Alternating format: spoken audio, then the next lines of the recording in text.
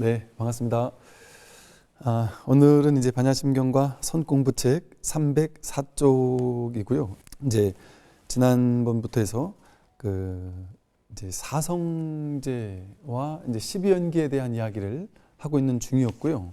지난번에 이제 이 사성제와 12연기를 우리가 알아야만 반야심경에서 말하는 무무명, 역무무명진 내지 무노사, 역무노사진 무고진멸도 하는 부분이 사성제와 12연기를 이제 설하는 또 부정하는 그런 부분이기 때문에 그걸 먼저 공부해야 된다 그랬습니다.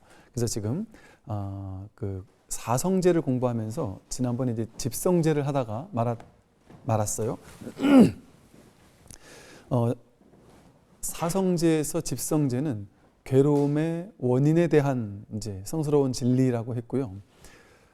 집이라는 것은 이제 집기라는 뜻으로 이제 연기라는 의미라고 그랬습니다. 그래서 괴로움의 여러 가지 원인들이 집기해서 그 괴로움이 이렇게 만들어졌다라는 것을 설명하고 있죠. 그래서 이 우리가 느끼고 있는 늙고 병들고 죽는 노병사로 대표되는 이 사고팔고의 괴로움이 어떤 원인으로서 이렇게 괴로움을 우리가 당하는 것이냐, 이걸 이제 알아봐야 된다는 거죠. 그래서 괴로움의 원인을 제대로 깨닫게 되면 괴로움의 원인을 소멸할 수 있고, 그렇게 됐을 때 이제 괴로움에서 벗어날 수 있는 해탈의 길이, 멸의 길이 열린다는 거죠. 그래서 이제 이 부처님께서는 집성제, 노병사라는 괴로움의 원인이 무엇이냐를 12연기로 살펴보셨다고 했습니다. 그래서 12연기의 유전문, 순관이라고 부른다고 했고요. 그것을 이제 이야기를 하다가 말았습니다. 이 12연기를 설명하는 여러 가지 방법이 있는데, 보통 일반적으로는 부파불교에서도 많이 설했듯이 부파불교에서 많이 이렇게 정리를 해놓은 게 12연기의 해석 방법이에요. 근데 주로는 3세 양중인과론이라고 해서 무명행이 과거세의 원인이 되어서 식, 명색, 유깁, 촉수라는 이제 현재생의 과보가 만들어지고, 또 현재생에서 애취유라는 원인을 통해서 미래세에 또 생노사가 생긴다, 이런 식으로 3세 양중인과로 이렇게 설명을 하는 게 일반적인 그 방법이라고는 했습니다. 그래서 그런 일반적인 방법들이 나온 이유는 아마도 이게 이제 과거, 현재, 미래를 통해 12연기를 보는 것 자체가 우리들 중생들의 사고방식이죠. 중생들의 삶의 방식 자체가 어제가 있고 오늘이 있고 내일이 있다. 이게 이제 인과적인 그 시간적인 흐름을 보는 방식이란 말이죠. 그러다 보니까 우리는 이 12연기를 이해할 때 3세 양중의 인과로 이해할 때 훨씬 좀 이해가 빠르다 보니까 이런 어떤 3세 양중의 인과론으로서 설명하는 방편이 나온 것 같아요. 그래서 그런 방식으로 이해할 수도 있을 거예요. 이해해서 이제 12연기의 어떤 의미를 좀 찾을 수도 있을 겁니다. 그런데 또 이제 어떤 이해가 있느냐면, 부파불교에서도 이렇게 3세 양중의 인과론으로 설명하는 게 아니라 이제 찰나연기라고 해서 지금 여기서 12연기가 지금 눈앞에서 일어나고 있다.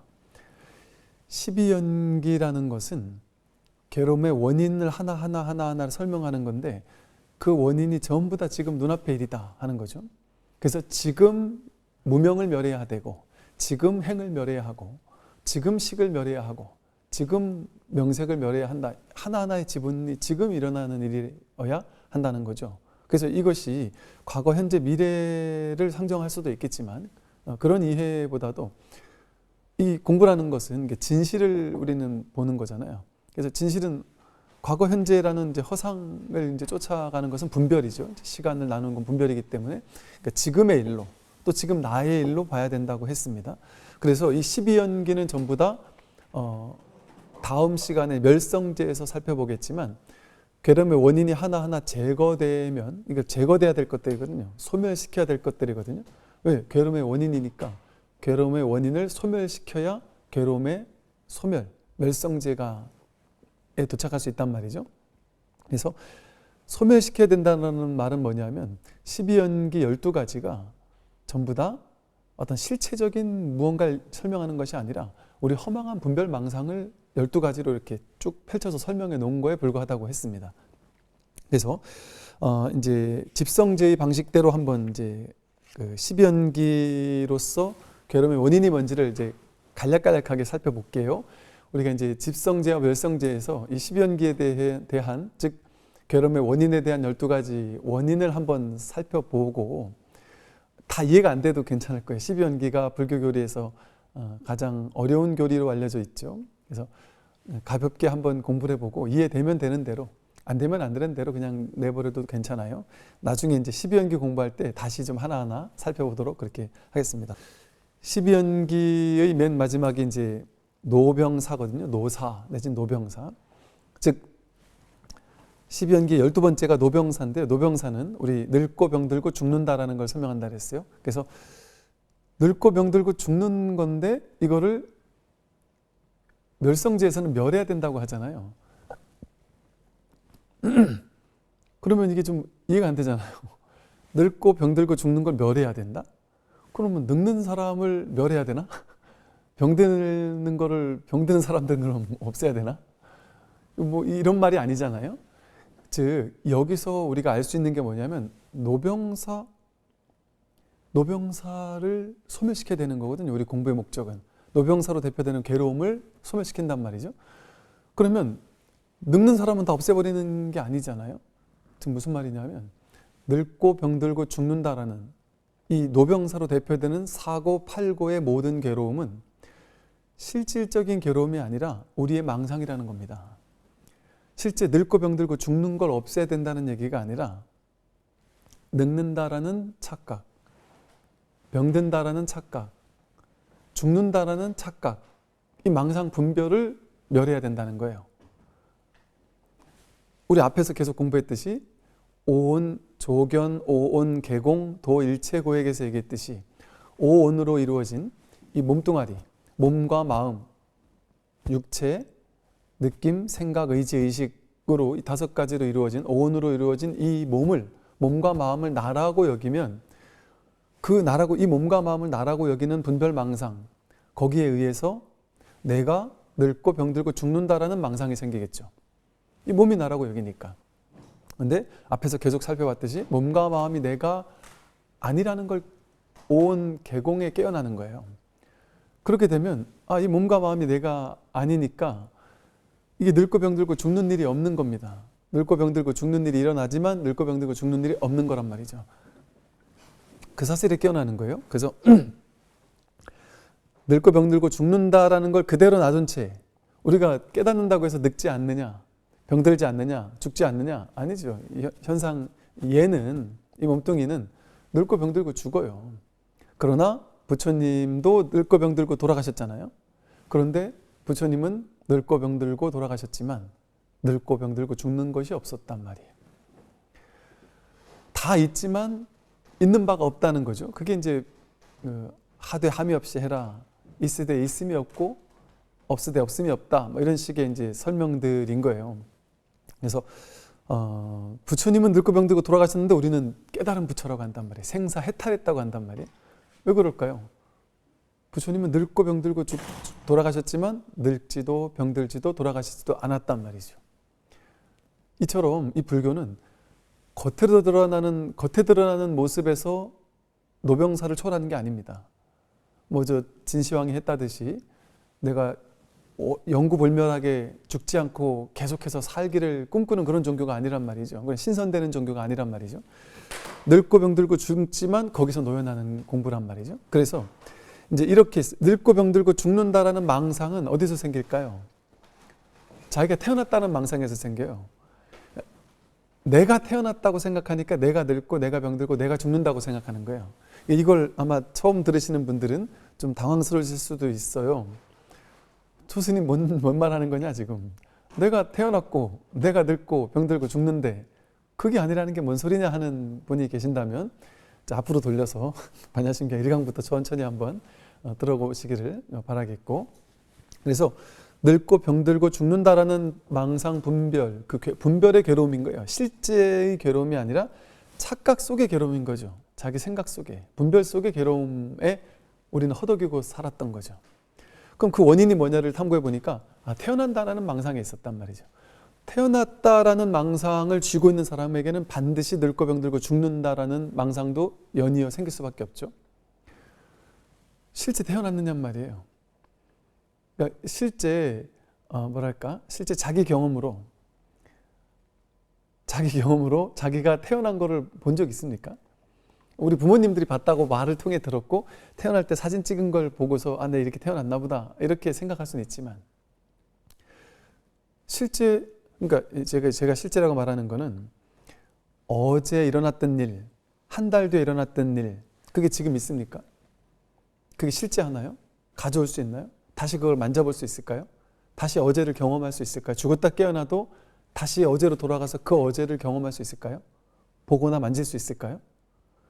생각을 일으키지 않으면 어제라는 경험은 그냥 이 생각이라는 허상을 통해서만 있다라고 우리가 생각되는 것이지 그게 실제한다라는 아무런 증거가 없습니다. 절대 그걸 다시 가져올 수도 없어요.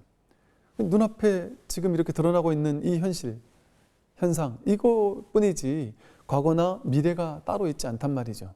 우리가 실제로 우리의 삶에서 과거나 미래를 단 1초도 살아본 적이 없는 것처럼 생이 있다라는 것도 우리의 생각이었어요. 생각으로 우리는 굳게 믿고 있잖아요. 내가 태어났다. 그리고 여기서 생각이라는 거는 이제 또 오해를 하면 그러면 우리가 태어나지 않았단 말이냐 이제 이렇게 생각할 수 있는데 아까 말한 것처럼 이 오온을 나라고 생각하면 태어남도 있고 늙음, 병듦, 죽음이 있는 거예요. 근데 오온을 나라고 여기다가 거기서 깨어나게 되면 태어나되 태어난 바가 없었구나. 나는 태어날 수도 없고 죽을 수도 없는 존재구나. 불생불멸이라는 말이 정말 그렇구나.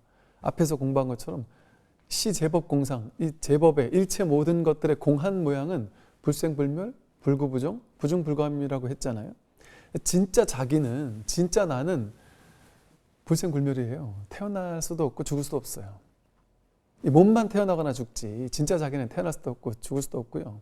불구부정, 더러워질 수도 없고 청정해질 수도 없어요.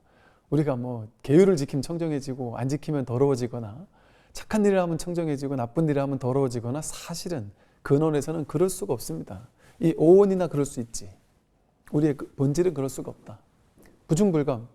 내가 나이가 먹으면 몸이 커지잖아요. 몸은 커지지만 자기는 커질 수가 없어요. 증감이 없습니다. 진짜 자기는.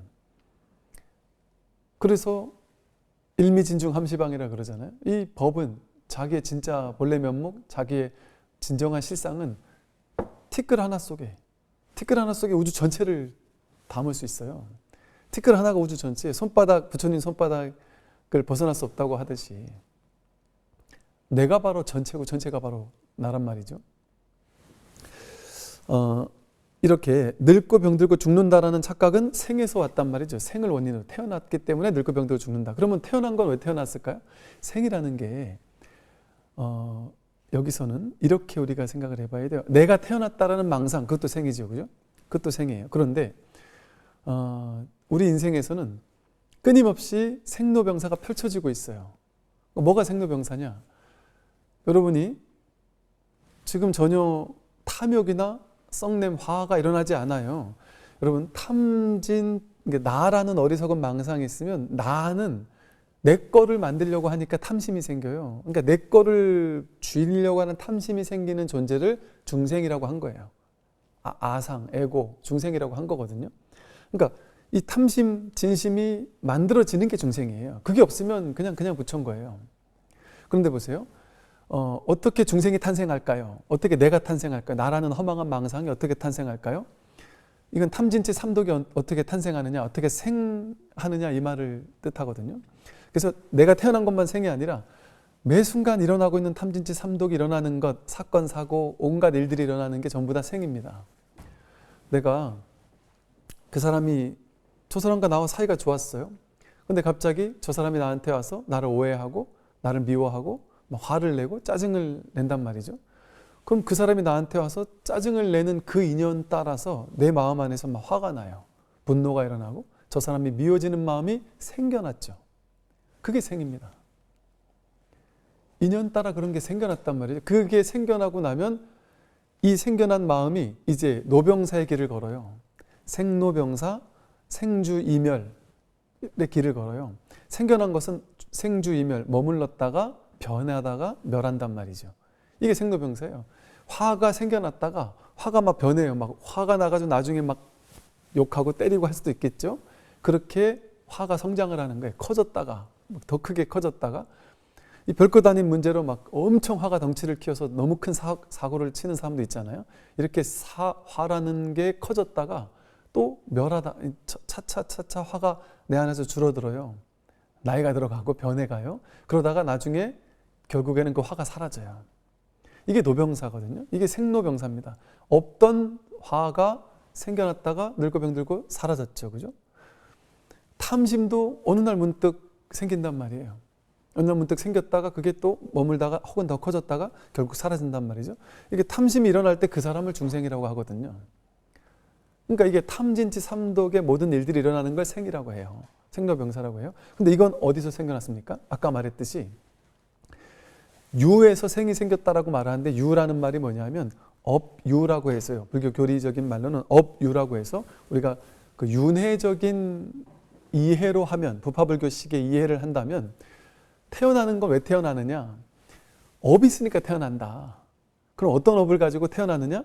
내가 업이 깨끗한 사람은 깨끗한 인생에 태어나고 세계에 태어나고 업이 무겁고 탁한 사람은 무겁고 탁한 존재로 태어나지 않느냐 이 소리예요. 그래서 욕계, 색계, 무색계라고 해서 이 세 개를 3계라고 나누잖아요. 욕계, 색계, 무색계. 욕계가 가장 욕심이 많고 가장 좀 번뇌로 오염이 많이 된 존재들이 사는 곳이죠.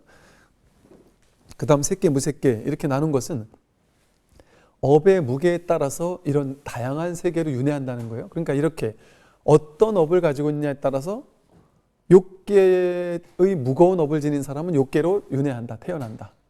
그러니까 이걸 업유라고 그래요. 그래서 어떤 업을 지냐에 따라서 그런 맞는 세상에 태어난다 이렇게 삼세양중 인가에서는 해석을 하는데 이걸 뭐 삼세양중 인가까지 갈 게 없이 여기서 보세요. 아까 화가 났잖아요. 화가 어디서 났어? 화의 원인이 뭐였어요? 누가 나한테 와서 시비를 걸었단 말이에요. 시비 거는 사람의 인연을 만났단 말이죠. 그러니까 시비 거는 사람이 나한테 막 화를 내고 이렇게 하니까 없던 일, 그전에는 없었어요. 그런 일이 없었는데 그렇게 화내는 일이 딱 나니까 갑자기 내 마음이 욱하고 화가 났단 말이에요. 즉, 좀 쉽게 말하면 우리가 애취유생노사 이런단 말이에요. 즉, 이 유라는 게 뭐냐면 업유라고 해서 그 사람이 나한테 화낸 것 때문에 내가 마음에서 욱하고 막 화나는 마음이 일어났고 이 의업을 일으키고 또 구업으로 같이 막 맞받아쳐서 화를 낸다는 구업을 일으키고 같이 한 대 때린다라는 신업을 일으키겠죠. 이렇게 없던 게 그 인연 따라 생겨났잖아요. 그걸 이제 업유라고 그래요. 그러면 이 업유 때문에 생이 일어났단 말이죠. 그러면 이 업유는 어떻게 생겨났느냐? 이것은 취 때문에 일어난단 말이에요. 이게 무슨 말이냐면 이 애취유라고 할 때 우리가 12연기에서 명생유깁 수애취유 이러거든요. 그러니까 수라는 말은 느낌인데 느낌이 일어나는데 그 느낌이 좋은 느낌이나 싫은 느낌이 일어나요. 혹은 그저 그런 느낌. 근데 좋거나 싫은 느낌이 업을 가져오니까 좋은 느낌이나 싫은 느낌이 일어나고 나서 좋은 느낌은 애욕, 그 느낌을 더 느끼고 싶어서 애착해요. 그리고 그 애 속에는 뭔 말까지 들어가 있느냐면 싫은 느낌은 밀쳐내기 위해서 애써요. 내가 땡기기 위해서 애착하는 것과 밀쳐내기 위해서 애쓰는 마음, 그것도 애에 속하는 거예요. 그리고 그게 한 발 더 나아가면 내가 좋은 느낌은 가지려고 하고 애욕하고 그걸 취하려고 해요. 내 걸로 취해서 가지려고 한단 말이죠. 내가 좋은 사람이 있으면 좋은 느낌, 저 사람을 보면 좋은 느낌이 일어난다. 그럼 그 사람을 애욕, 사랑했다가 그 사람을 내 사람으로 만들고 싶은 마음이 든단 말이에요. 애욕까지만 가는데 내 걸로 만들 마음은 없는 경우도 많죠. 세상 이렇게 좋은 사람이 많잖아요. 내가 좋은 느낌 가진 사람은 정말 많잖아요.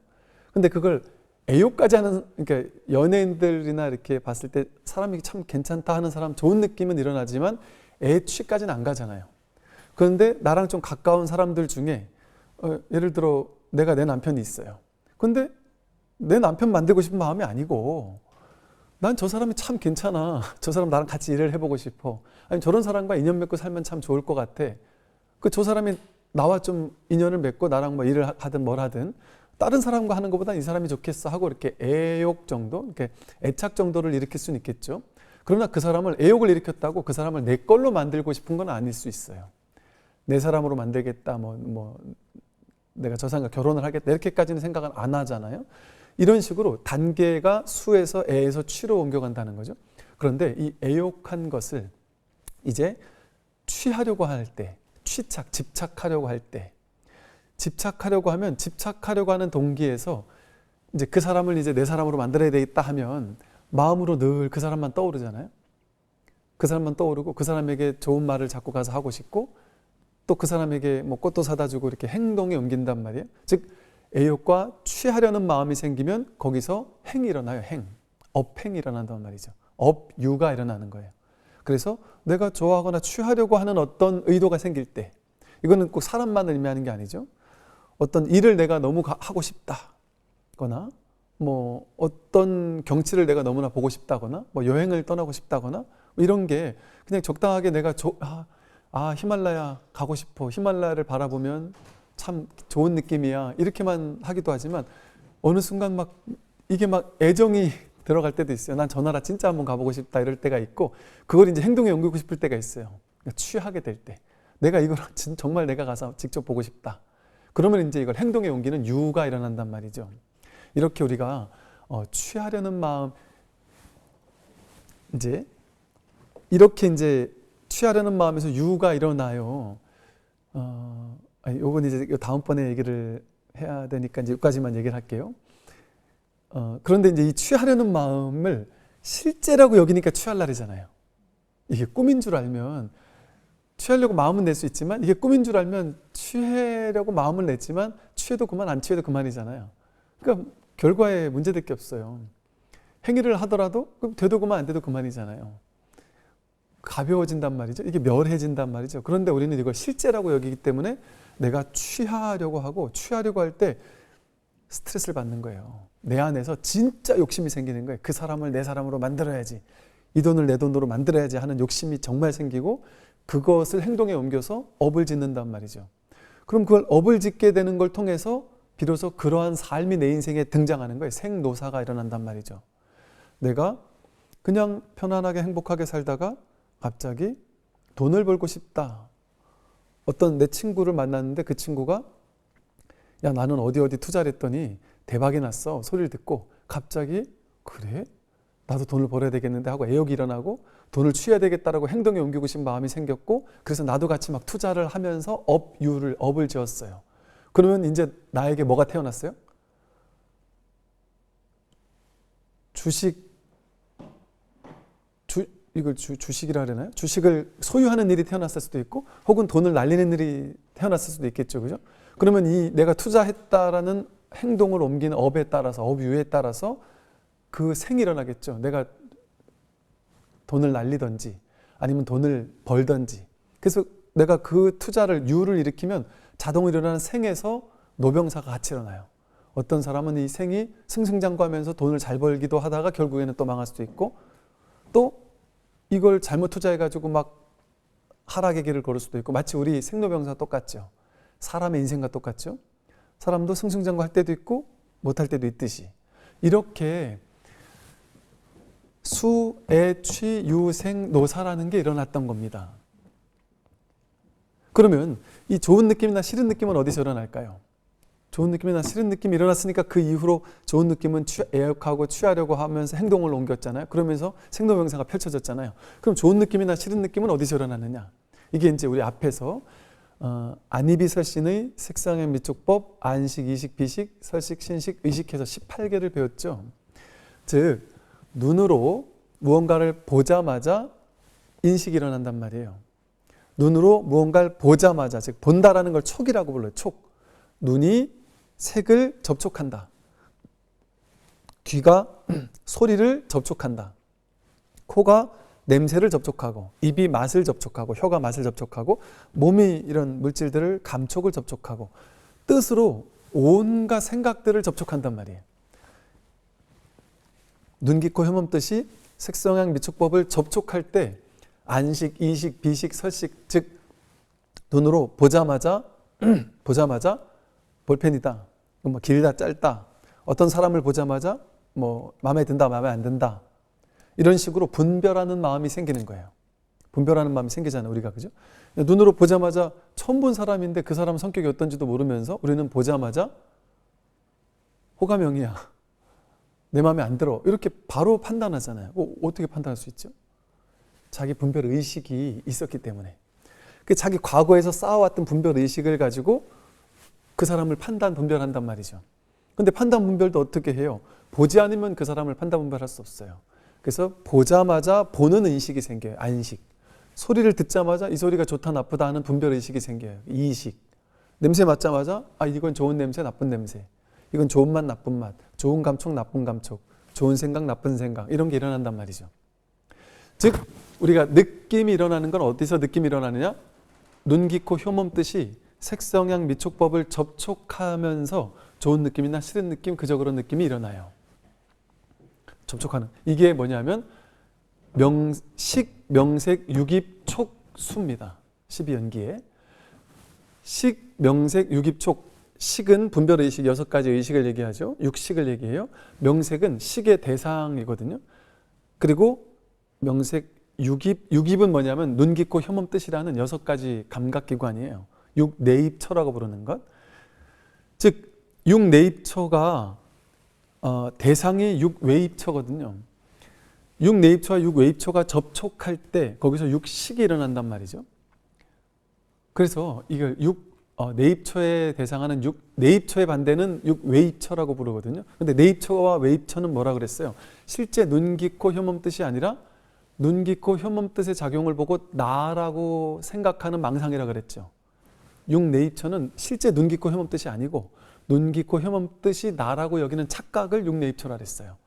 바깥에 있는 육외입처, 색성향, 미촉법을 실제 바깥에 있는 대상이라고 착각하는 어리석은 망상을 육외입처라고 했습니다.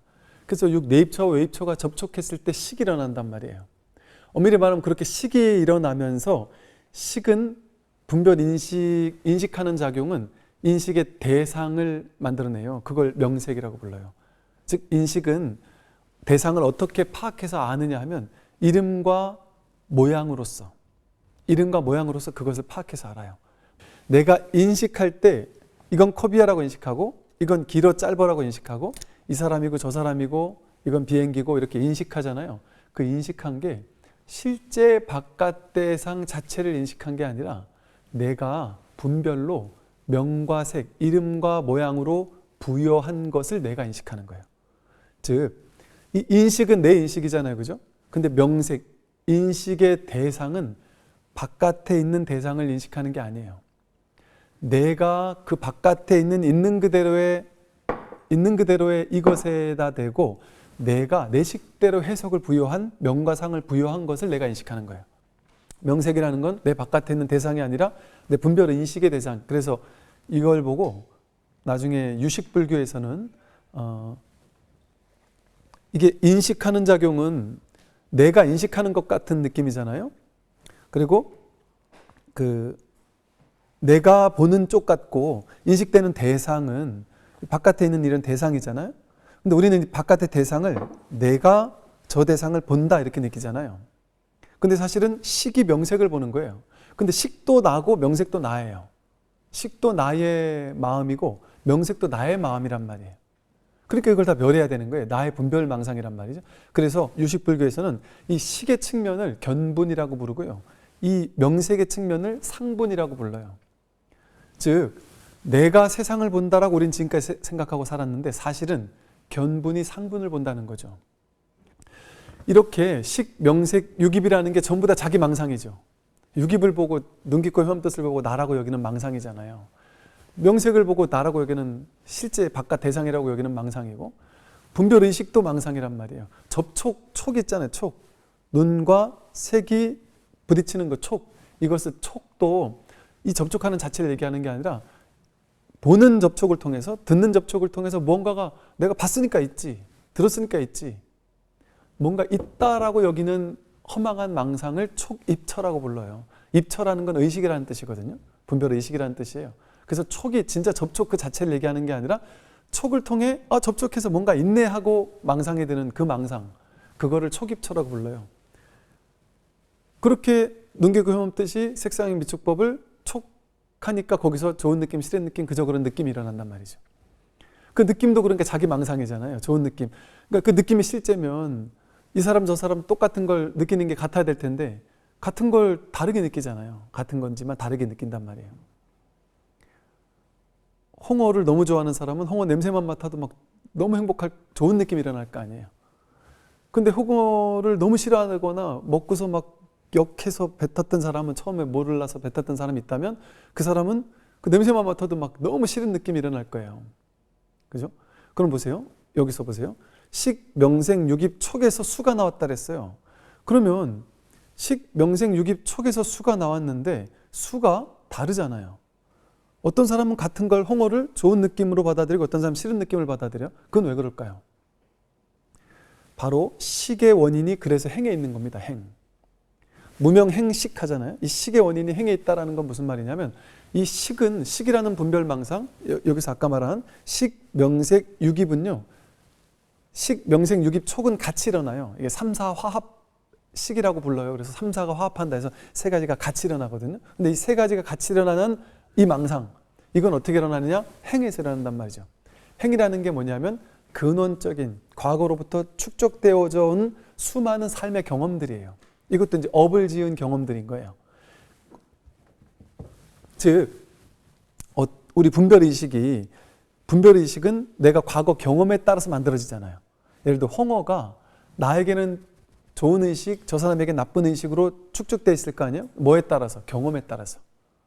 어떤 사람은 그거를 처음엔 별로였지만 많이 먹어보니까 맛있다. 그래가지고 좋은 느낌으로 이렇게 의식이 축적된 사람이 있겠죠. 그죠? 그러면 그 사람은 홍어를 보자마자 눈으로 그것을 접촉하자마자 바로 좋은 느낌이 일어난단 말이야. 연기작용으로. 그런 좋다라는 식이 축적되어 있기 때문에.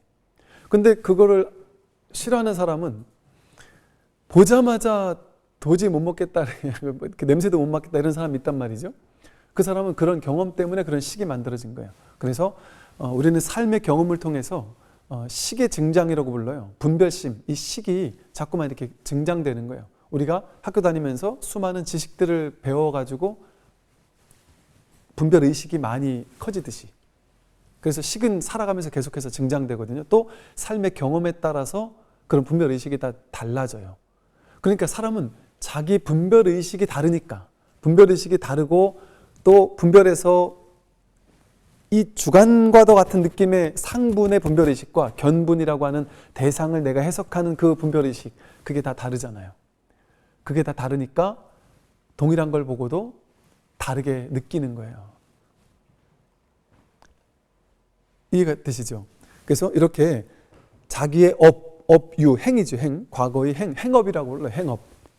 즉 과거에 수없이 많이 행동했던 그 행동의 업들, 그 업들이 일어날 때마다 그 업에서, 그 행위에서 삶의 어떤 경험이 축적되고 그 경험 속에서 분별의식이 자꾸 증장을 하는 거예요. 식이 증장을 하는 겁니다.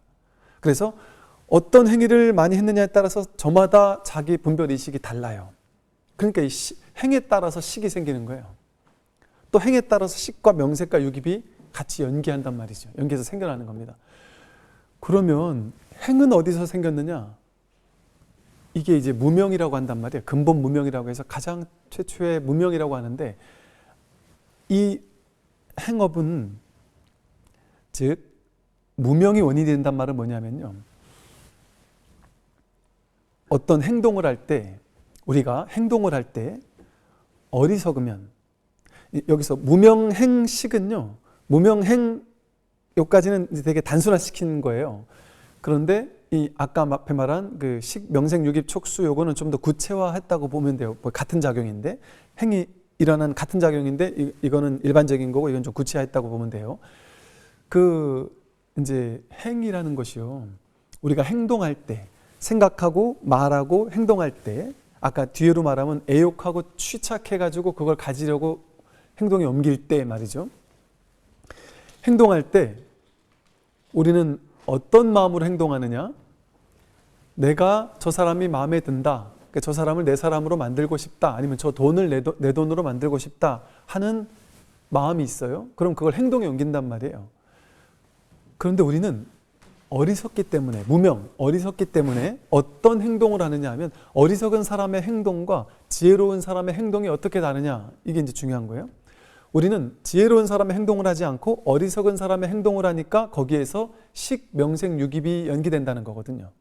근데 부처님은 지혜로운 행동을 하기 때문에 거기서 식, 명생, 유깁이 멸하는 거예요. 그래서 노병사도 없는 거죠, 부처님은. 그러면 그게 부처님과 무명, 어리석은 존재와 명, 밝은 부처님이 뭐가 다를까? 이게 중요하단 말이죠. 무명, 어리석은 사람은 이 세상 모든 것을 실제라고 착각한단 말이에요. 아까 앞에서 말한 것처럼, 반야신경 앞에서 말한 것처럼 온 계공을 모르기 때문에 도일체고획을 할 수 없는 거예요. 나와 세계가 실제한다고 여긴단 말이에요. 모든 것이 다 실제한다고 여기는 거예요. 그게 어리석음이에요. 이 모든 것이 전부 다 자기 생각이거든요. 이 삶 전체가 자기 생각이에요. 이 우주가 어디서 나와요? 여기서 자기 분별 속에서 나와요. 그 만법 유식이라 불러요. 만법이 다 자기 분별 인식에서 나와요. 여기서 지금. 그런데 그런 줄 모르고 이게 그렇게 허상으로 이루어진 자기 생각이 만들어낸 거거든요. 그런 줄 모르고 이걸 다 실제한다고 착각하는 거예요. 이게 꿈인데 꿈인 줄 모르고 실제한다고 착각하면 꿈속에서는 돈 벌려고 기를 쓰죠. 내 돈 누가 뺏어가면 막 죽을 것처럼 괴롭단 말이에요. 근데 꿈을 깨고 나면 그 돈 벌려고 애쓰지 않아요. 그런데 자각몽을 꾸는 사람은 어떨까요? 꿈속에서 막 돈 벌려고 기를 쓰고 노력하다가 문득 꿈속에서 꿈에서 깨어났어요. 꿈속에서 이게 꿈이구나라는 걸 알았어요. 그럼 막 기를 쓰고 돈을 벌려고 하다가 꿈속이니까 그냥 벌려고 노력은 하겠지만 이게 꿈인 줄 아니까 이거 뭐 벌어도 그만 안 벌어도 그만하고 여유 있게 돈을 벌겠죠. 누가 나한테 욕해도 뭐 그냥 뭐 대응은 할 수 있겠지만 막 크게 화나지 않겠죠. 이게 꿈인 줄 아니까. 욕한 놈도 나고 이것도 나잖아요. 꿈 전체가 나잖아요. 내가 펼쳐낸 허망한 분별을 인식의 그림자잖아요. 그러니까 꿈이라는 걸 알면 그 모든 게 심각할 일이 없어요. 행동은 다 하는데 그 행동에 실제성을 부여하지 않아요. 즉 무명, 어리석은 사람은 모든 게 실제인 줄 아니까 여러분 돈 버는 것 심각하단 말이에요. 내 집 사는 게 심각하고 누가 나한테 욕하면 막 화가 발끈발끈 나요. 왜? 저 사람이 나에게 욕했다라는 나도 실제고 저 사람도 실제라고 여기니까. 내가 공격받았다고 여기고 공격받으면 안 된다고 생각하고. 그러니까 거기에서 행동을 할 때 행동이 머무는 법 없는 행동을 할 수가 없는 거예요. 즉 유의 조작의 행동을 하게 되는 거예요. 어리석은 사람은.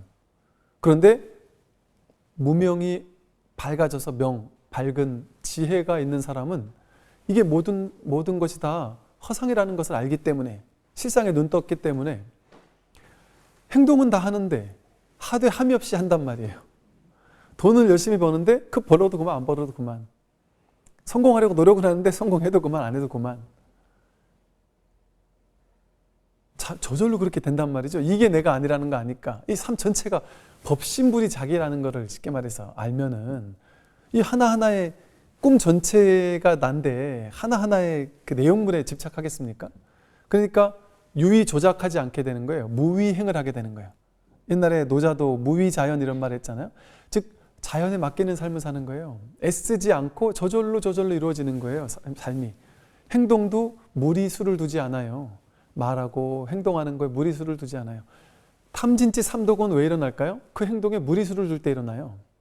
내가 반드시 벌어야 돼 하고 집착하면 그게 탐심이에요. 그런데 열심히 노력은 해요. 그런데 벌어도 되고 안 벌어도 돼. 난 최선을 다할 뿐이야. 결과에 집착 없으면 그 사람은 탐심이 아니에요. 그건 하되 함이 없이 하는 거지. 화가 왜 일어날까요? 이게 다 꿈인 줄 알면은 겉으로 이 아이를 그래도 가르쳐야 되니까 화내는 모습을 보여요. 그러나 내가 진짜 막 발끈해서 화내진 않아요. 화나는 연기는 할 수 있어도. 그러니까 화를 내지만 화에 끌려다니지 않아요. 돈을 벌지만 돈에 집착하지 않아요. 이걸 무위행이라고 부릅니다. 무위행. 유위행이 무위행으로 변환된단 말이에요. 유위 조작하는 행은 멸한단 말이죠.